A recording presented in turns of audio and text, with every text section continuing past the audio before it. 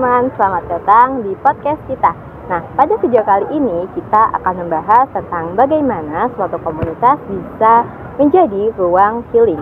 Nah, tidak hanya sebagai ruang berkegiatan, tetapi juga bisa menjadi ruang untuk merasa aman, merasa didengar, dan bertumbuh. Nah, nanti kita bersama narasumber kita yang juga salah satu anggota dari organisasi ini. Nanti kita akan mendengarkan bagaimana pengalaman dari narasumber secara langsung. Yuk kita mulai obrolannya. Tidak. Oke teman-teman, di sini kita sudah kedatangan narasumber kita. Sebelumnya mohon maaf apabila ada suara yang sedikit mengganggu ya, karena di sini sedang hujan. Oke, sebelumnya kakak boleh diperkenalkan terlebih dahulu. Baik, perkenalkan, nama saya Reza Nalagina. Saya semester 4 dari Prodi Psikologi Islam.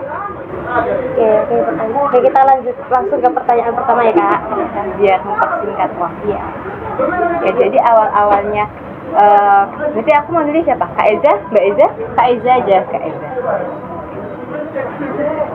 Oke. Jadi awal mula Kak Eza memutuskan untuk bisa bergabung dengan SAN ini, ceritanya itu bagaimana? Terus apa sih motivasi terdalamnya ketika Kak Eza ini memutuskan buat join ke SAN?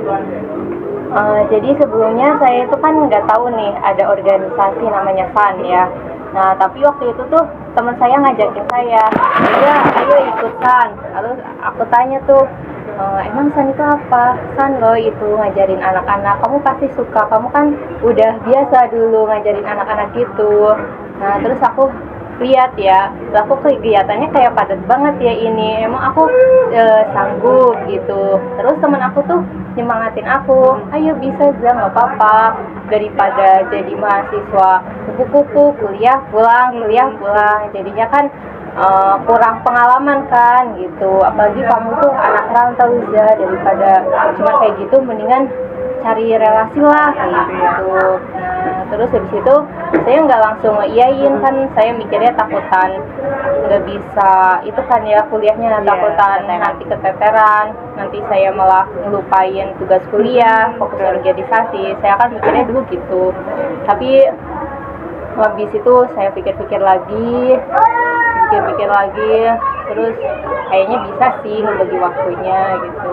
Terus akhirnya saya ikut mendaftar ke itu SAN bareng teman saya itu yang ngajakin saya. Berarti emang awal mulanya biar gak kosong gitu ya? Iya. Kegiatan gitu. Ya awalnya itu diajak gitu, terus disemangatin lah sama teman gitu. Terus jadinya akhirnya gitu. Oke, berarti dari cerita Kak Eza tadi ya, itu kira-kira setelah masuk ke organisasi itu tuh perasaannya gimana? Apakah tetap menenangkan atau malah itu jadi kewalahan? Iya, jadi gitu. Karena kan mesti ada kegiatan-kegiatan ya dari sana itu. Boleh diceritakan nggak? Kayak sebelumnya saya sih kewalahan kayak gitu, kaget gitu ya. Apalagi waktu pertama kali masuk ke SAN gitu kan ya, ada dari divisi aku itu ada proker apa ya waktu itu lupa namanya. Itu tuh ngajarin anak di panti asuhan gitu. Nah di situ tuh aku bagian sekre. Nah sebelumnya itu aku nggak pernah jadi sekre. Dan di situ aku tuh agak kewalahan ya jadi sekre gitu. Nah terus waktu itu juga aku lagi ada acara di Temanggung di rumah teman aku gitu kan. Setiap bulan itu aku pasti ke Temanggung tuh buat kontrol gigi gitu kan. Nah terus waktu ada acara itu pas-pasan jadwal aku kontrol gitu, jadi kewalahan di situ. Nah di situ tuh aku nggak bisa ikut acara SAN, padahal di situ aku itu sekretaris. Nah terus aku izin nggak bisa ikut. Nah terus habis itu dievaluasi, dikasih evaluasi gitu, harusnya itu BPH itu selalu hadir gitu, apalagi aku sekretaris. Aku ngerjain tugas aku kan ya di situ, tapi ya itu kesalahan aku nggak hadir gitu. Terus itu sih yang waktu kewalahan jadi sekrenya. Terus kalau yang kewalahan ngehadapin anak-anaknya ya di pertemuan selanjutnya itu gak begitu kewalahan sih, soalnya kan ada kakak-kakak yang senior gitu, mereka itu ngarahin, ayo nih arahin adik-adiknya suruh baris, itu baru ngeh gitu. Sebelumnya aku nggak ngeh, anak-anak main ya udah aku biarin gitu kan, mikirnya wajar anak kecil kan ya main-main kayak gitu lari-lari, tapi ternyata mereka itu harus dikondusifkan. Terus kakak-kakaknya bilang gitu, ayo anak-anaknya disuruh duduk gitu, suruh baris. Nah terus baru di situ tuh oh berarti ini anak-anak harus duduk gini ya biar kondusif gitu. Ya dapat pelajaran juga sih dari situ. Kalau di saat itu berarti apa ya, kegiatannya itu ada apa aja gitu? Maksudnya apa cuma bermain-main? Bukan bermain-main sih, maksudnya apa cuma bermain ke panti asuhan gitu doang, apa ada lagi? Jadi di sana itu prokernya itu ada banyak ya Mbak. Kemarin itu baru aja aku tuh ada Ayo Barber. Ayo Barber itu ayo belajar bersama. Nah itu kita itu bareng kolaborasi sama TBM, Taman Baca Masyarakat. Nah itu tuh anak-anak di situ tuh di Ayo Barber tuh kita tuh ngajarin tentang daur ulang. Di situ kebetulan aku jadi pematerinya, aku memberi materi tentang daur ulang. Nah terus habis itu anak-anak itu disuruh bareng-bareng bikin sampah, ngolah sampah jadi barang yang terpakai. Tapi tetap menyenangkan ya. Iya, dan terus buat yang besok ini ada lagi proker lagi, yaitu SSN, 1000 Senyum Nusantara. Nah di situ kan dari judulnya 1000 Senyum Nusantara ya. Di situ tuh kita itu mau berbagi sama anak-anak panti.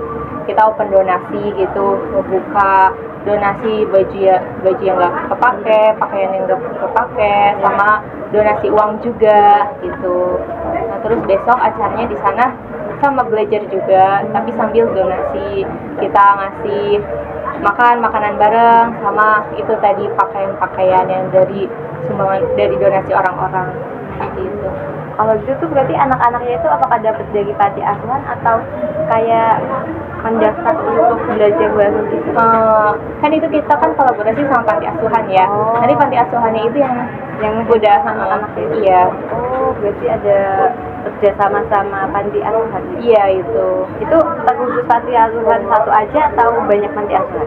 Sebelumnya itu kita tuh mau cari panti asuhan yang sekiranya itu anaknya itu di usia dari 4 tahun sampai 12 tahunan gitu, 12-14 tahunan gitu. Soalnya kan yang emang kita kan nyarinya kan anak-anak kecil kan ya, bukan yang dewasa gitu. Gitu. Terus sama lihat jumlah anak-anaknya, kalau terlalu sedikit kan juga kurang efektif. Terus kalau kebanyakan juga sama, dananya nggak ada. Seperti itu. Jadi itu kita cari-cari panti asuhan yang sekiranya itu pas. Jadi kayak satu aja cukup gitu, iya. Yang pas gitu ya? Iya. Nah, itu kan acaranya juga cuma sehari gitu, dari jam 7 sampai jam 11-an. Udah jadi di satu panti doang gitu ya? Iya. Oke Kak, ini aku mau nanya nih, kira-kira menurut Kakak nih sebagai salah satu anggota Sanida, perubahan setelah Kakak masuk ke organisasi itu apa? Apakah organisasi itu bisa jadi tempat aman untuk para anggota, mungkin cerita atau mungkin kayak tempat yang sportif untuk para anggota gitu? Dari pengalaman Kakak gimana? Kalau menurut saya ikut organisasi nih, saya jadi dapat banyak pengalaman ya. Terutama di situ kan melihat anak-anak gitu ya, anak-anak dari latar belakang yang berbeda kayak gitu. Apalagi waktu ada acara Sekolah Nusantara, itu ada Sekolah Nusantara ya. Itu acaranya kan nggak cuman sekali, kayak proker-proker yang lain kan cuman sekali kan ya. Kalau itu tuh 1 bulan atau 2 minggu sekali, saya lupa itu. Kan jadi sering ketemunya, lebih sering ketemu sama anak-anaknya gitu ya. Jadi kita tuh ketemu sama anak-anak yang Masya Allah gitu. Ada anak yang susah dihandle gitu. Terus ada anak yang mereka itu ternyata tuh dari pondok gitu. Saya tuh kayak tersentuh, anak kecil itu udah dimasukin pondok. Saya aja dulu masuk pondok SMP itu rasanya berat banget. Iya, itu anak kecil yang harusnya pulang ke orang tuanya, tidur sama orang tuanya, itu udah dimasukin pondok, kayak Masya Allah banget gitu, kok mereka bisa kayak gitu. Dan anak-anak yang dari pondok itu tuh mereka ternyata tuh lebih teratur, lebih disiplin gitu, sopan santunnya juga lebih baik. Iya kayak gitu. Ya mungkin emang tujuan orang tuanya memondokkan anaknya seperti itu ya Mbak, biar akhlaknya baik dari kecil tuh. Terus kalau keamanannya sih saya suka sih sama organisasinya, karena di situ tuh nggak terlalu sepanteng kayak organisasi-organisasi lain kayak gitu. Di situ tuh kalau salah ya udah nggak apa-apa gitu, wajar kok, nanti dirangkul sama kakak-kakaknya yang lebih senior gitu, nggak ada yang ngotot-ngotot gitu, kita salah ya wajar, terus baik-baik gitu. Nah, berarti dari anggotanya juga mendukung untuk berkembang gitu ya? Iya, nggak yang menjudge kalau kita ada yang salah atau gimana? Iya betul, kalau kita salah nggak ada yang marahin, cuman diluruskan aja kayak gitu. Itu sih enaknya. Oke, Kak Iza, dari cerita tadi nih, menurut pengalaman kakak pribadi juga, dari sebagai salah satu anggota nih, bagaimana sih organisasi itu tuh bisa membantu atau bahkan mempengaruhi kesehatan mental kita? Jadi kayak enggak yang bikin tambah stres, terus lebih, jadi kayak bisa bisa tempat kayak sebagai tempat refreshing gitulah kira-kira. Pemulihan dari segala lelah. Oh iya. Kuliahan. Ya itu yang kayak tadi saya ceritakan, jadi di situ tuh nggak ada senioritas gitu, terus kalau kita salah itu nggak di judge gitu, nggak dimarahin, tapi kita dibimbing. Di situ tuh ngerasa senang aja, dapat pengalaman, dapat ilmu baru tanpa ada rasa takut dihakimi. Di situ tuh rasa dirangkul. Terus kalau di kampus kan gitu-gitu aja ya, kita stres gitu. Kalau di situ kan tambah kegiatan, main bareng anak-anak gitu, ada refreshingnya dikit gitu, nggak dikit banyak gitu. Jadi bisa jadi ini ya, tempat buat ngehilangin penat ketika kayak stres, ada tugas banyak gitu. Iya. Bisa jadi kayak lebih bahagia aja gitu ya. Iya, jadi kita nggak cuman materi, tapi kita ada aksinya juga gitu. Keren sih.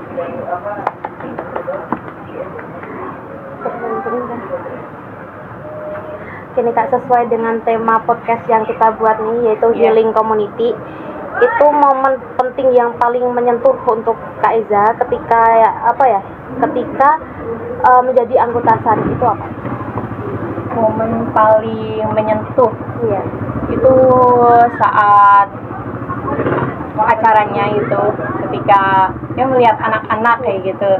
Ternyata aku itu waktu kecil emang beruntung kayak gitu. Ternyata banyak yang lebih nggak beruntung dari aku.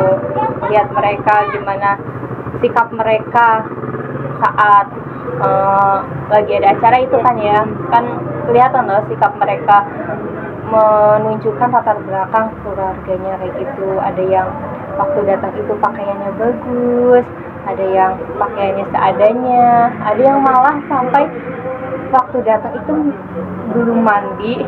Dan iya ada belum mandi, kan anak kecil pakaiannya ya lusuh kayak gitu, belum mandi, dan sendalnya itu copot loh. Ya Allah. Kita tuh bingung, dia tuh jalannya itu sebelumnya nyeret-nyeret gitu. Kenapa ini anak? Kita kira itu kakinya sakit atau gimana, tapi ternyata sandalnya itu copot gitu. Ya tapi anaknya cukup aktif sih waktu itu. Terus kayak tersentuh melihatnya, ya Allah, anak sekecil ini gitu. Mereka itu nggak ngeluh sama keadaan, mereka happy aja gitu dengan keadaan yang seperti itu. Itu momen yang paling menyentuh sih. Berarti momen itu bisa membuat kita lebih sadar untuk banyak bersyukur gitulah dari orang tua yang alhamdulillahnya bertanggung jawab akan adanya kita. Iya. Jadi selain tempat untuk kita merefreshingkan diri, berarti bisa tempat untuk kita belajar juga ya, untuk kayak ternyata ada nih yang lebih dari yang hidupnya tuh nggak seberuntung kita gitu. Iya. Nah terus kita tuh senang karena anak-anak itu merasa dirangkul saat itu tuh. Jadi mereka itu kan kelihatan ya anak yang caper gitu, cari perhatian ke kakak-kakaknya. Kita itu sebenarnya kayak seneng loh bisa ngerangkul mereka gitu. Oh iya, ada anak yang perlu diperhatikan ini gitu. Mereka itu bahagia waktu diajarin sama kita, dan kita juga ngerasa seneng loh mereka bahagia. Jadi saling berbagi kebahagiaan gitu ya. Iya, seperti itu Mbak. Ya, seru banget sih. Ayo ikut. Saya sempet enggak sih ini pertanyaan terakhir kan? Oke nih Kak, pertanyaan terakhir nih dari kita ya. Dari kakak pribadi nih. Itu tuh organisasi SAN itu tuh diibaratkan seperti apa sih? Boleh diceritakan nggak, kayak satu hal yang bikin kakak itu tetap ada di organisasi itu sampai sekarang? Gitu. Menurut saya organisasi SAN itu sebagian dari hobi saya sih. Itu emang sebelumnya itu saya kan udah pernah ngajarin anak-anak kayak gitu. Nah terus kalau di sini nggak ngajarin anak itu kayak ada yang kurang. Terus bapak saya itu pernah bilang ke saya, belajar yang paling baik itu adalah mengajar. Nah gitu. Nah jadi kan lagi mumpung jadi mahasiswa kan ya, gitu, cari pengalaman yang banyak, cari ilmu yang banyak, terus berusaha buat bermanfaat buat sekitar kita. Nah terus kebetulan juga dunia saya di situ, kalau cari pengalamannya kerja gitu, saya itu sebenarnya nggak cocok di situ. Kerja pedagang itu saya nggak cocok gitu, dan saya itu cocoknya itu di sini. Jadi saya enjoy gitu, senang ngejalaninnya. Jadi berarti menurut Kak Eza, kalau organisasi ini kayak tempat untuk mengemban ilmu gitu ya? Iya. Untuk Pengembangan diri. Iya. Terus kan emang jiwa saya itu di situ loh. Mengajar gitu, ngajar anak-anak, main bareng mereka kayak gitu. Oke Kak Eza, sebelumnya terima kasih sekali kan sudah menyempatkan waktunya untuk bisa mengunjungi podcast kami. Iya. Sangat bermanfaat sekali. Kita jadi kayak lebih tahu secara mendalam tentang saat ini. Iya. Oke teman-teman, sampai sini saja obrolan singkat kami. Semoga ini bisa bermanfaat untuk saya, kita, dan semuanya yang kalian yang nonton. Terima kasih. Sekian dari kami. Assalamualaikum warahmatullahi wabarakatuh. Bye bye.